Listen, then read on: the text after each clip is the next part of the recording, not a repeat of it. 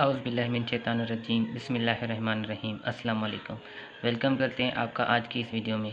आज की इस वीडियो में हम आपसे क्लास न्यू मैथमेटिक्स की जो बुक आई है अभी 2022 से 2023 सेशन में, उसका जो चैप्टर नंबर 2 है, जो न्यू बुक के हिसाब से यूनिट 18 है वेरिएशन, वो हम आपसे डिस्कस करेंगे। तो जिसमें पहले आप रेशो के हवाले से पढ़ेंगे। तो ratio is a comparison of two quantities having same units. Ratio क्या है? एक कंपैरिजन है दो क्वांटिटीज़ का, यूनिट क्या हो? सेम हो। उसके बाद एक और दूसरी definition, relation between two quantities of the same kind. दो क्वांटिटीज़ के बीच में जो रिलेशन होगा सेम काइंड का, उसको भी हम क्या कहते हैं? रेशो। अब तीसरी जो इसकी डेफिनेशन है वो देखें तो ratio means what part of one quantity is of the other. दूसरी पॉइंट के मुकाबले में जो पहले पार्ट की क्वांटिटी है वो क्या है, वो आपको रेशो ही बताता है। तो रेशो को हम जो डिनोट करते हैं वो ए रेशो बी या फिर ए डिवाइड बी की सूरत में हम रेशो को डिनोट करते हैं। अब यहाँ पे जो पहला नंबर होता है, मतलब जो पहली वैल्यू होती है, उसको एंटीडेंट कहा जाता है, और जो दूसरी वैल्यू होती है उसको कॉन्सिक्वेंट कहा जाता है। तो ये एमसीक्यूज़ के हवाले से याद रखें कि फर्स्ट वैल्यू को एंटीडेंट कहा जाता है और सेकेंड वैल्यू को कॉन्सिक्वेंट कहा जाता है। तो ये रेशो की कुछ डेफिनेशंस थी, और रेशो को किस तरीके से डिनोट किया जाता है वो हमने आपसे शेयर कर। अब मज़ीद रेशो की एक दो पॉइंट्स हैं वो आप याद रखें। तो ratio has no unit, ratio में कोई भी यूनिट नहीं होता। दूसरी पॉइंट इसकी ये याद रखें, order of the element in ratio is important. जो रेशो में जो ऑर्डर ऑफ एलिमेंट होता है वो इम्पोर्टेंट होता है। अब मज़ीद जो उसके बाद इसमें आप प्रोपोर्शन के बारे में पढ़ेंगे। तो प्रोपोर्शन की डेफिनेशन देख लें। तो equality of to ratio is called proportion. दो रेशो के दरमियान जो इक्वलिटी होती है इसको हम क्या कहते हैं? प्रोपोर्शन। इसको हम लिखेंगे कैसे? A upon b is equal to c upon d, या इसको इस तरीके से भी लिख सकते हैं a ratio b c ratio d. अब ए और डी जब इन दोनों को हम प्रोडक्ट करेंगे तो इसको एक्सट्रीम कहा जाता है, और जो इसके बीच में हैं, जो मतलब मिडिल वैल्यू है, उनको जब हम प्रोडक्ट में रखेंगे तो उसको क्या कहेंगे? मीन। तो product of extreme is equal to product of mean होता है।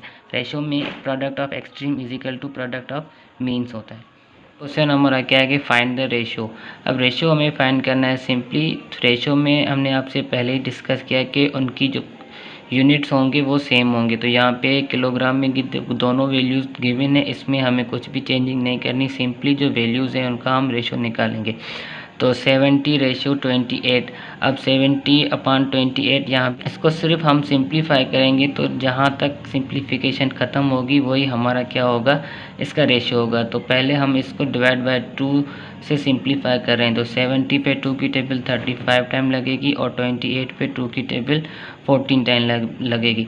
अब दोनों पे जो एक टेबल लग रही है वो लगती है 7 की, तो डिवाइड बाय 7। अब 35 पे जो 7 की टेबल लगेगी वो 5 टाइम लगेगी, और 14 पे जो 7 की टेबल लगेगी वो 2 टाइम लगेगी। तो 5/2 हमारे पास सिंप्लीफिकेशन आ गई। अब इसको रेशो की फॉर्म में लिखें तो 5/2। इसका रेशो हमें क्या मिलेगा? 5/2। अब इसका दूसरा नंबर क्वेश्चन देखें तो 60 सेंटीमीटर एंड 1 मीटर। पहले हम क्या करेंगे? मीटर को कन्वर्ट करेंगे सेंटीमीटर में, क्योंकि रेशो में हमें सेम काइंड या सेम यूनिट्स लाजमी रिक्वायर्ड हैं। तो 1 मीटर किसके इक्वल होता है? 100 सेंटीमीटर के। रेशो में क्या मिलेगा? 60/100। तो 60/100 करेंगे, दोनों पे एक जो टेबल लग रही है वो 10 की लग रही है, तो डिवाइड बाय 10 करेंगे। 60 पे 10 की टेबल 6 टाइम, और 100 पे 10 की टेबल 10 टाइम। उसके बाद दोनों पे जो एक टेबल लगती है वो 2 की लगती है, तो डिवाइड बाय 2 करेंगे। 6 पे 2 की टेबल 3 टाइम, और 10 पे 2 की टेबल 5 टाइम। 3/5 हमें मिलेगा। इसको रेशो की फॉर्म में लिखें तो 3/5। तो इसका जो हमें रेशो मिलेगा वो क्या मिलेगा? 3/5। उसके बाद क्वेश्चन नंबर 3 देखें तो 40 सेकंड 3 मिनट्स। तो सिंपली सेकंड हम इसको सेकंड में ही रहने देते हैं, और मिनट को सेकंड में कन्वर्ट करते हैं। तो 1 मिनट जो 60 सेकंड के बराबर होता है। अब 3 मिनट कितने सेकंड के बराबर होंगे? 3 को हम 60 से मल्टीप्लाई करेंगे, हमें टोटल सेकंड मिल जाएंगे। तो 180 सेकंड जो होते हैं वो 3 मिनट में होते हैं। अब दोनों के यूनिट्स देखिए सेम आ गए, तो हम 40 और 180 का क्या करेंगे? रेशो निकालेंगे। तो 40/180 में भी रख सकते हैं। अब दोनों को एक ही टेबल से डिवाइड करेंगे, तो डिवाइड बाय 10। 40 पे 10 की टेबल लगेगी 4 टाइम, और 180 पे 10 की टेबल लगेगी 8 टाइम। अब दोनों पे 2 की टेबल लग रही है, तो डिवाइड बाय 2 करेंगे। 4 पे 2 टाइम लगेगी, और 2 की टेबल 18 पे 9 टाइम लगेगी। तो 2/9 इसका सिंप्लीफिकेशन हमें मिल गया। अब इसको हम रेशो की फॉर्म में रखेंगे तो 2:9 इसका हमें रेशो मिल जाएगा। उसके बाद question number 4, 200 millilitre and 2 litre. तो सिंपली पहले लीटर को हम कन्वर्ट करेंगे मिलीलीटर में। तो 1 लीटर 1000 मिलीलीटर के बराबर होता है। तो 2 लीटर कितने के बराबर होंगे? 2000 मिलीलीटर के। 200 और 2000 का रेशो निकालेंगे तो 200/2000 डिवाइड बाय 100 करेंगे तो 100 की टेबल 200 पे 2 टाइम लगेगी और 2000 पे 100 की टेबल लगेगी 20 टाइम। उसके बाद डिवाइड बाय 2 करेंगे तो 2 के ऊपर 2 की जो टेबल लगेगी वो 1 टाइम लगेगी और 20 के ऊपर जो 2 की टेबल लगेगी वो 10 टाइम लगेगी।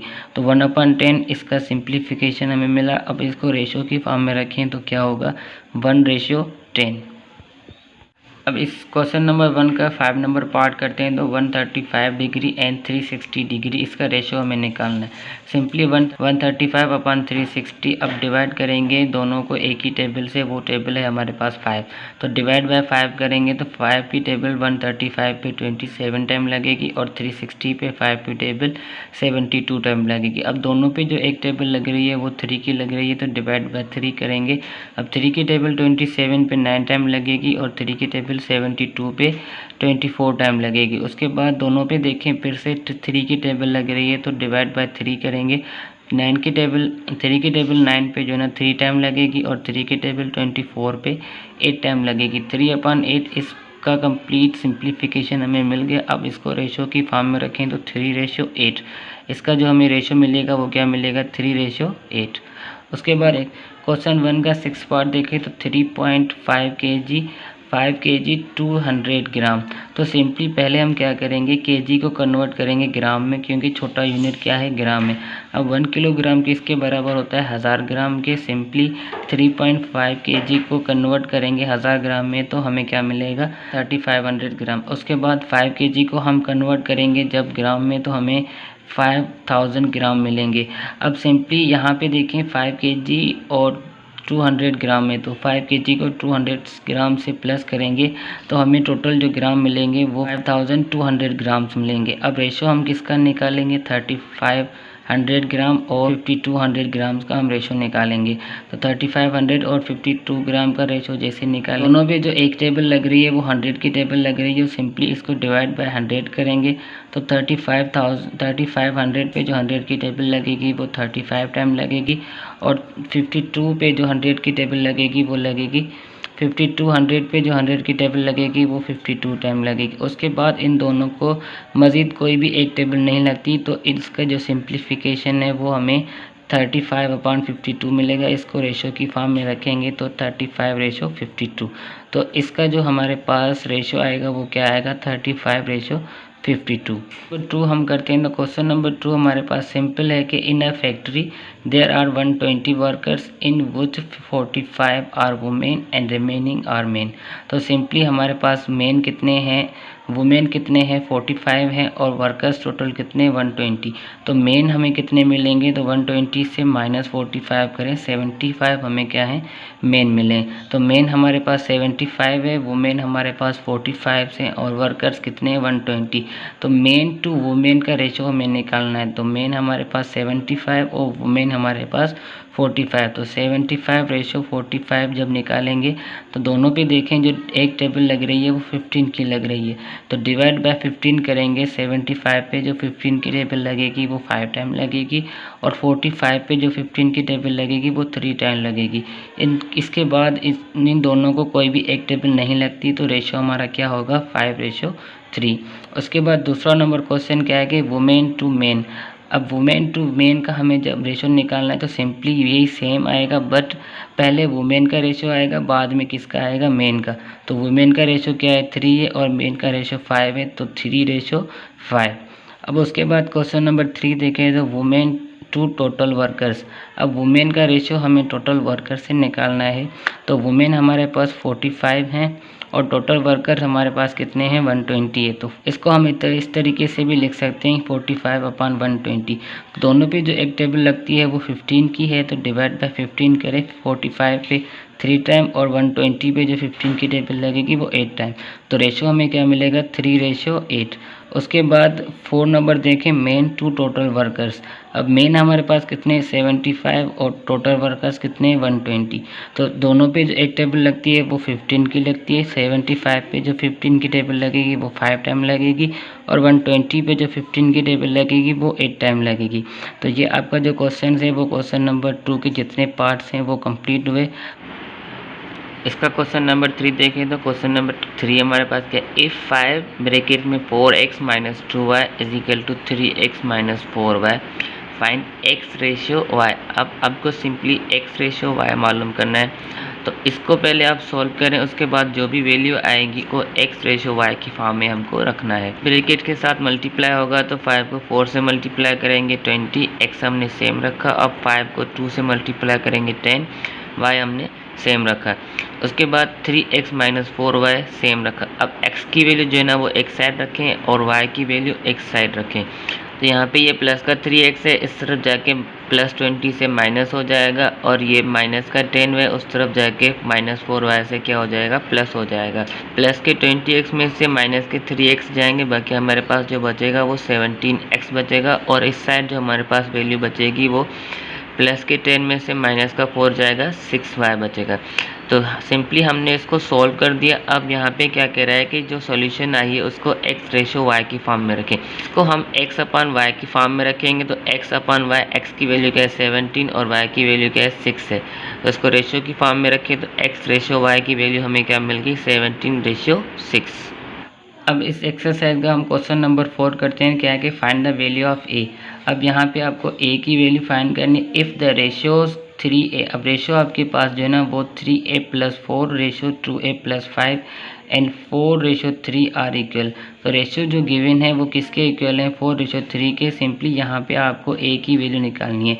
तो इसको हम इस तरीके से भी लिख सकते हैं, जो यहाँ पे हमारे पास गिवन दो रेशियोज हैं, इन रेशियो को हम 3a + 4/2a + 5 में भी रख सकते हैं और उसके बाद जो 4:3 है इसको भी हम अपान की सूरत में लिख सकते हैं। अब 3 को हम इस पूरी वैल्यू के साथ मल्टीप्लाई करेंगे और 4 को भी इस पूरी वैल्यू के साथ मल्टीप्लाई करेंगे। 3 को जब 3 से मल्टीप्लाई करेंगे हमें क्या मिलेगा 9 और a जो है ना वो सेम रखेंगे। 3 को 4 से मल्टीप्लाई करेंगे क्या मिलेगा 12। अब उसके बाद 4 को 2 से मल्टीप्लाई करें 8 और a हम सेम रखेंगे। फिर 4 को 5 से मल्टीप्लाई करें 20। वैल्यूज है उनको एक साइड रखें और जो कांस्टेंट है उनको एक साइड रखें। तो यहाँ पे 8a प्लस का इस तरफ आएगा माइनस का हो जाएगा और ये प्लस का 12 है इस तरफ जाएगा माइनस का हो जाएगा। अब 9a - 8 है हमें क्या मिलेगा a और 20 - 12 करेंगे हमें 8 मिलेगा। तो a की वैल्यू हमें कितनी मिलेगी 8। अब क्वेश्चन नंबर 5 देखें तो what number must be added to each term of the ratio 5:27 to make it equal to 1:3। अब यहाँ पे इस रेशियो के साथ हम कौन सा नंबर ऐड करें जो ये रेशियो इस रेशियो के इक्वल आ जाए। मतलब 5:27 में हम क्या ऐड करें जो ये 1:3 के इक्वल हो जाए। तो सिंपली हम क्या करेंगे इसके साथ डिनोमिनेटर और न्यूमरेटर दोनों में a को प्लस करेंगे, साथ प्लस a किया और 27 के साथ भी प्लस a किया इज इक्वल टू हमारे पास जो रेशियो है उसको अपान की सूरत में लिखा।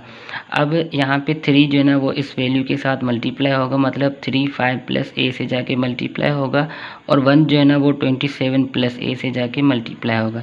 तो 3 को जब 5 से मल्टीप्लाई करेंगे हमें क्या मिलेगा 15 और 3 को जब a से मल्टीप्लाई करेंगे क्या मिलेगा 3a।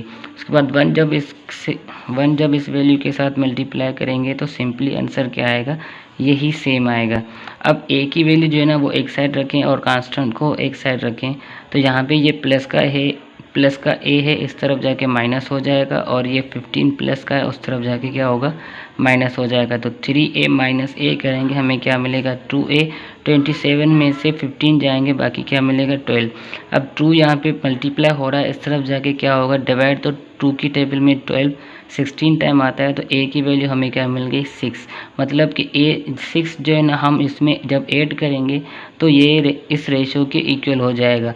तो इसकी वेरिफिकेशन भी आप कर सकते हैं। a की जो वैल्यू गिवन आई है उसको सिंपली इसके साथ प्लस करते जाएं। तो 5 को प्लस करेंगे 6 से और 27 को जब प्लस करेंगे 6 से तो हमें रेशो जो मिलेगा वो मिलेगा 11/33 दोनों। अब 11 की टेबल जो है ना दोनों पे लग रहे हैं तो डिवाइड बाय 11 करेंगे तो 11 की टेबल 11 पे 1 टाइम और 33 पे 3 टाइम, तो 1/3। अब दूसरी साइड भी वैल्यू क्या है 1/3।